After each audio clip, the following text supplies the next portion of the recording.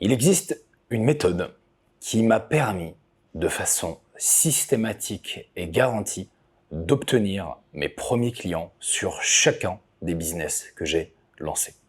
Dans cette vidéo, je vais vous partager cette méthode qui peut se résumer en 4 à 5 étapes environ pour que vous puissiez vous-même la mettre en place et l'appliquer potentiellement dès aujourd'hui dans le business que vous avez ou que vous envisagez de créer. Alors, cette méthode est assez simple, mais pourtant, personne n'en parle.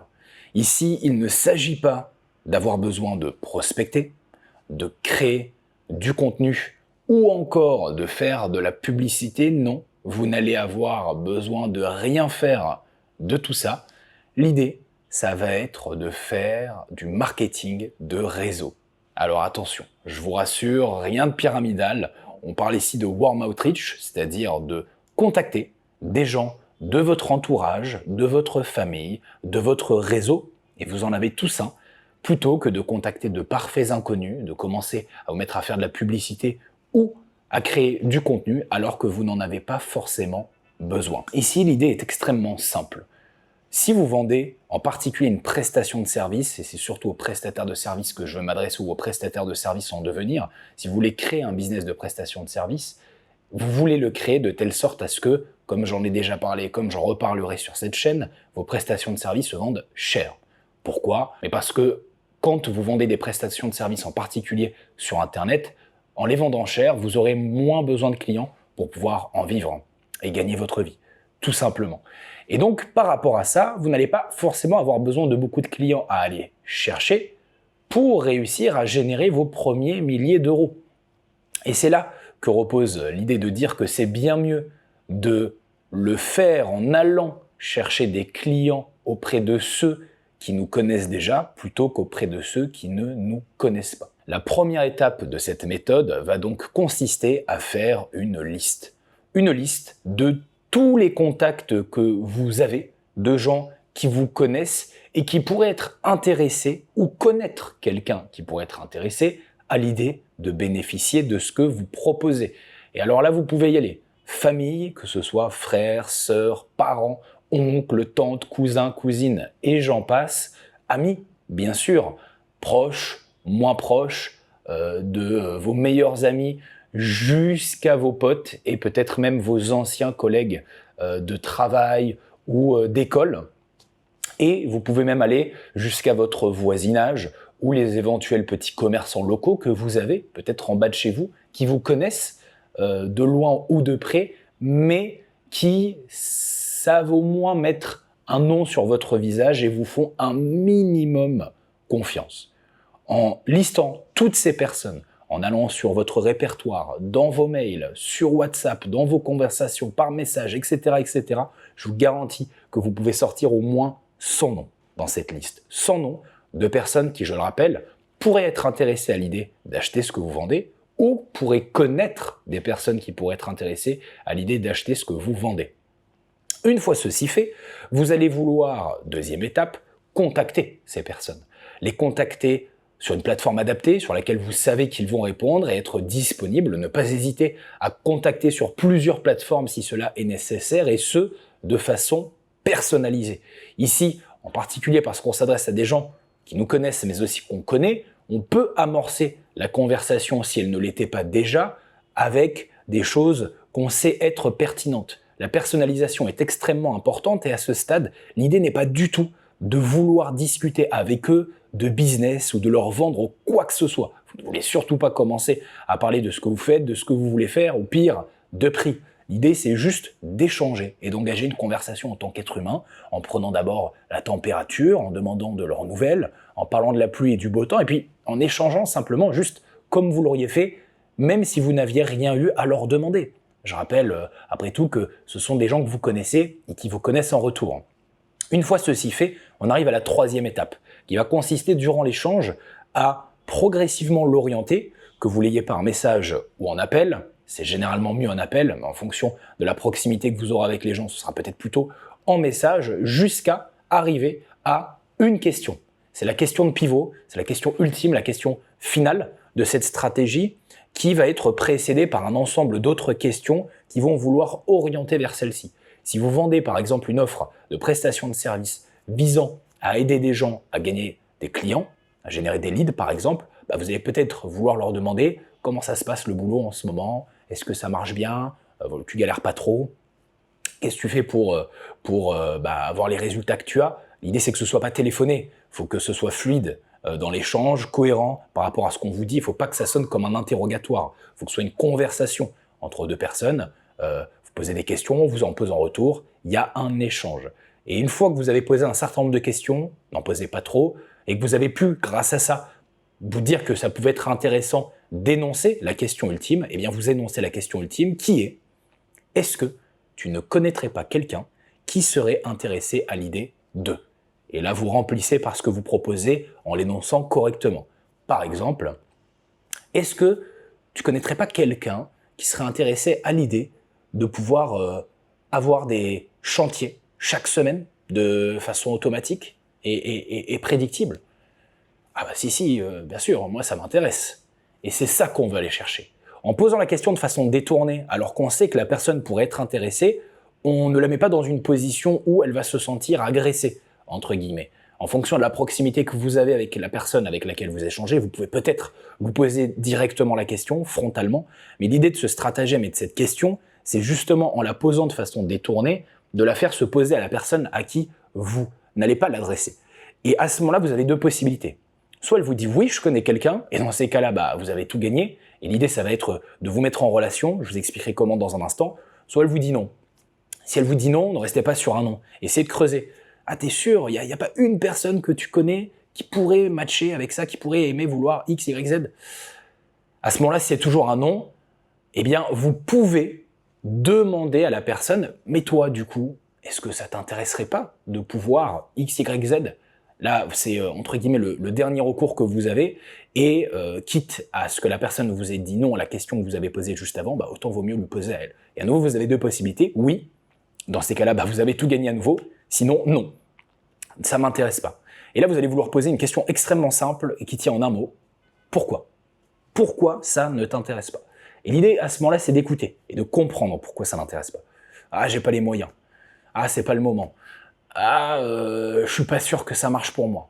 Et en fonction des réponses, vous allez pouvoir traiter les obstacles et potentiellement y apporter une solution. Si la personne vous parle d'argent, peut-être que vous n'avez pas besoin de lui en demander si par exemple vous facturez à la performance, ou alors vous savez que ça va être très peu cher, ou alors vous arrivez avec une garantie qui fait que même si on en dépense un petit peu au début, elle sait qu'elle va très rapidement le rentabiliser, ou alors elle serait remboursée.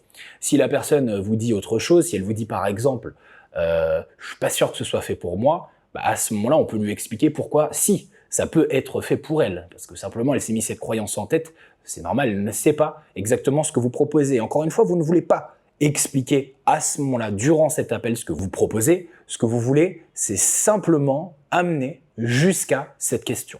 Point important, avant de poser cette question, juste avant de poser cette question, et je dirais même aussi juste après avoir posé cette question, c'est important que si vous le pouvez, vous apportiez de la preuve.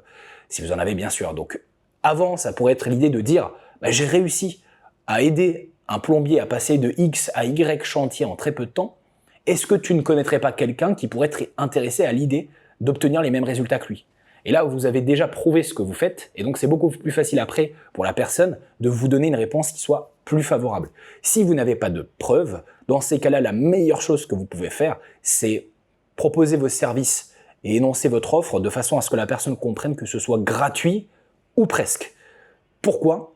Tout simplement parce que au début, si vous n'avez pas d'expérience, pas de compétences, pas de preuves, autant vaut mieux accepter de travailler gratuitement ou éventuellement à la performance sans demander d'argent de prime abord à vos clients, ce qui vous permettra à la fois de pouvoir apprendre, développer des compétences, vous former, également de pouvoir obtenir des études de cas, de gens avec lesquels vous aurez travaillé, des clients à qui vous aurez pu apporter des résultats sans avoir eu la friction de leur demander de l'argent qui aura pu vous empêcher de les closer parce que forcément vous n'aviez pas de preuves à leur apporter. Et puis enfin, ils pourront aussi vous apporter du feedback, vous donner des retours. Et c'est la seule chose que vous pouvez éventuellement leur demander de vous apporter en contrepartie de ce service que vous leur offrez ou que vous leur vendez pour vraiment pas cher. Également, il y a un dernier point, vous pouvez, en leur offrant vos services ou en leur faisant payer vraiment pas cher, avoir beaucoup plus facilement des recommandations après de leur part si eux-mêmes ne deviennent pas clients. Alors à partir de là, si vous avez une réponse favorable, donc je rappelle, il y a deux types de réponses favorables, soit ils vous ont mis en relation, ils ont accepté de vous mettre en relation, soit ils ont été intéressés eux-mêmes. S'ils ont accepté de vous mettre en relation, ce que vous allez vouloir leur demander de faire, c'est simplement de créer un groupe WhatsApp avec la personne concernée. C'est tout. Ne leur dites surtout pas de vendre entre guillemets d'avance pour vous ce que vous faites. Non, à la limite, la seule chose qu'ils peuvent dire à la personne qu'ils connaissent, c'est « je connais quelqu'un qui propose un truc qui pourrait t'intéresser, je pense que vous devriez échanger. » C'est tout. Juste attiser la curiosité sans ne rien dire d'autre. Créez le groupe sur WhatsApp et après vous prenez le relais et vous recommencez le processus depuis le début avec cette nouvelle personne. Deuxième possibilité, la personne vous a dit oui elle-même, alors soit celle que vous aviez contactée directement ou soit du coup celle auprès de laquelle elle vous a recommandé. À ce moment-là, qu'est-ce qu'on fait? Quelle est la prochaine étape? Eh bien la prochaine étape est extrêmement simple et va consister en un rendez-vous, en un appel dédié au calme que vous allez vouloir consacrer cette fois à la vente de ce que vous proposez et dans lequel vous allez expliquer ce que vous faites, comment ça marche, qu'est-ce que vous allez pouvoir leur apporter et combien ça coûte. L'idée, c'est donc de ne surtout pas faire ça durant le premier contact, mais bel et bien dans cet appel dédié que vous allez vouloir programmer directement avec la personne tant que vous l'avez en échange à un jour et une heure que vous êtes sûr qu'elle va noter. Idéalement, je vous recommande d'utiliser des outils comme Calendly par exemple, qui vont permettre de créer un événement qu'elle va pouvoir ajouter dans son agenda et sur lequel elle va recevoir des rappels par SMS et par mail. Petit conseil bonus, dans les SMS et les mails que la personne va recevoir, je vous recommande, si vous le pouvez, d'ajouter des éléments de preuve, des chiffres, des témoignages, des résultats, des études de cas, et j'en passe. Les vôtres, si vous en avez, et si vous n'en avez pas, vous pouvez en prendre de concurrents, sans dire que ce ne sont pas les vôtres, mais plutôt en expliquant ce qu'il est possible de faire avec la solution que vous proposez, parce que quelqu'un d'autre l'a déjà fait, si ce n'est pas vous. De cette façon, vous maximisez les chances que la personne se présente au rendez-vous que vous avez booké avec elle, parce qu'il peut arriver que ça ne soit pas le cas si elle a décidé de ne pas le faire passer en priorité, souvent parce que vous n'avez pas assez gagné sa confiance, que vous ne l'avez pas assez convaincu, mais en plus, ça permet que lorsqu'elle s'y présente, elle s'y présente en ayant plus d'intérêt et d'engagement pour ce que vous proposez, parce que justement, grâce aux preuves que vous lui avez envoyées, vous avez augmenté son capital confiance. Ce qui m'amène à la dernière étape, qui va consister en cet appel que vous allez devoir faire en procédant par étapes, les grandes étapes d'un appel de vente. Il y a un framework assez connu que je vous recommande de regarder sur Internet qui s'appelle Closer, et chaque lettre correspond à une étape du processus de vente, c'est L-O-S-E-R. Ça va être très simplement de poser des questions qui vont vous permettre d'identifier les besoins et problématiques auxquels vous allez pouvoir répondre ou non. Et parfois, les besoins et problématiques que la personne a, on ne peut pas y répondre. Et dans ces cas-là, ça ne sert à rien de proposer quoi que ce soit. Et si vous le pouvez, un petit peu comme un médecin qui aurait fait un diagnostic, vous allez faire une prescription, c'est-à-dire expliquer que si vous avez bien compris, les problématiques de la personne sont ça, donc reformuler, lui faire les approuver, les affirmer, et donc les avouer d'une certaine façon et les imbriquer dans son conscient et dans son inconscient pour que vous puissiez après ça lui demander la permission de vous exposer là où les solutions à ces problématiques qu'elle a avoué avoir. À ce moment-là vient la phase d'énonciation pendant laquelle vous allez vouloir travailler à fond votre script, votre offre, votre promesse, vos garanties et j'en passe, pour que à la fin, une fois que vous aurez fait tout ce travail et répondu à toutes les questions en amont si la personne en avait, annoncez le prix. Et au moment où on annonce le prix, il y a une règle, c'est de faire le silence, c'est-à-dire de ne plus rien dire, tout simplement parce que vous n'avez plus rien à dire et qu'à ce moment-là, la personne doit réfléchir par elle-même à si ça l'intéresse ou non.